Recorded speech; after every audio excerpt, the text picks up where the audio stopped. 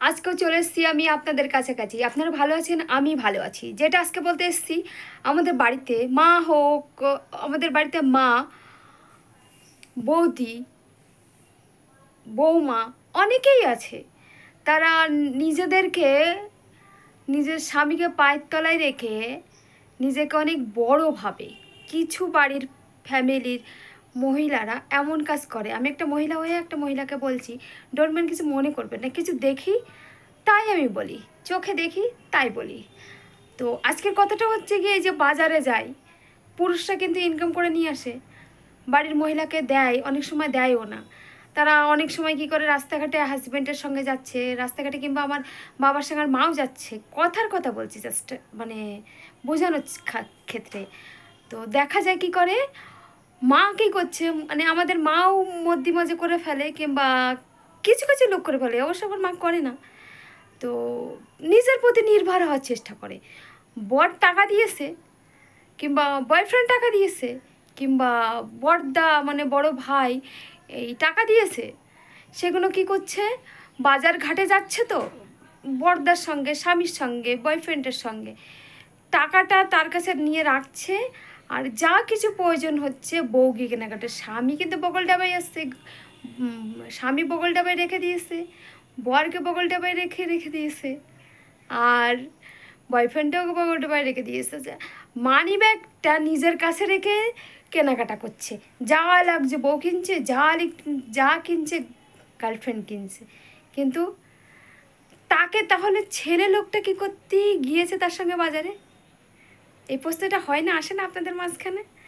আমার কিন্তু অনেক সময় আসে এটা, যে তাহলে ছেলে লোকটা কেন গেল, গার্জিয়ান হয়ে কী কারণে গেল? এসব না ভালো লাগে না দেখতে, যে স্বামী গিয়েছে কিংবা বাড়ির যে কোনো একটা গার্জিয়ান গিয়েছে একটা মেয়ের সঙ্গে, মেয়ে হোক আর বাড়ির বউ হোক, কিংবা বৌদি হোক, কিংবা ভাবি হোক, যে কোনো একটা গেল তো, কিংবা আমাদের বাড়ির বাচ্চা হোক না কেন, কিন্তু বাচ্চার হাতে টাকা দেওয়া হলো, বাচ্চার যা পছন্দ সেটা গার্জিয়ানকে বলবে, তারপর গার্জিয়ান সেটা চয়েস করবে, কিংবা গার্জিয়ান টাকা দেবে তার হাত থেকে, এই নাও টাকাটা দিলাম তুমি কিনে নাও, সেটা সবার সামনে।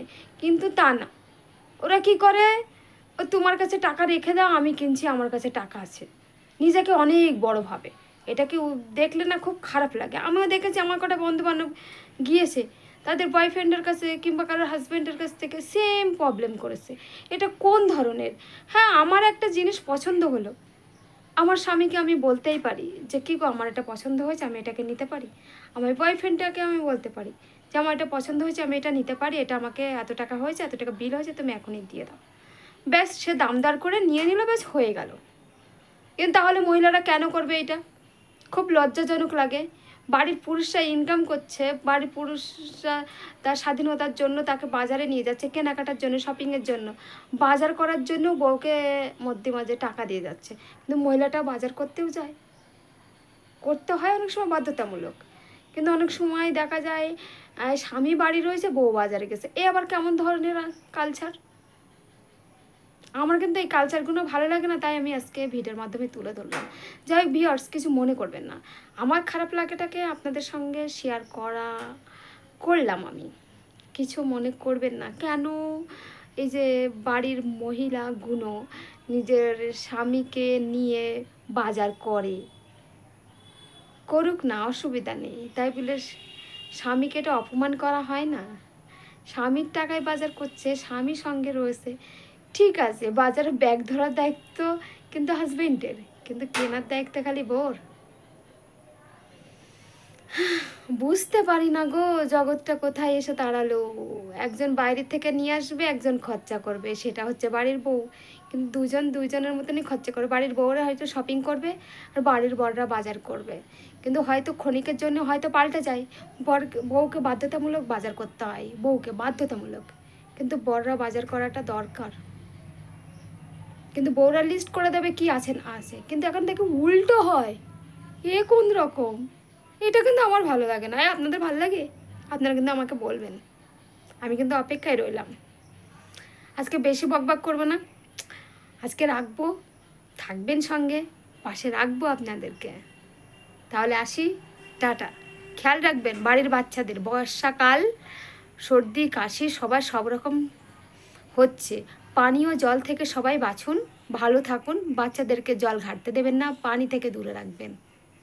চারিদিকে জল থই থই করছে, পানি থই থই করছে, খানাখন্দ থেকে নিজেদেরকে বাচ্চাদেরকে বাঁচান। বাড়ির বাইরের যেতে দেবেন না বাচ্চাদের। অবস্থা খারাপ, কিন্তু সর্দি কাশি জ্বর অনেক রকম প্রবলেম হচ্ছে বাচ্চাদের এখন। তাহলে এই পর্যন্তই রাখি, হ্যাঁ, ভালো থাকবেন। Hello, tata.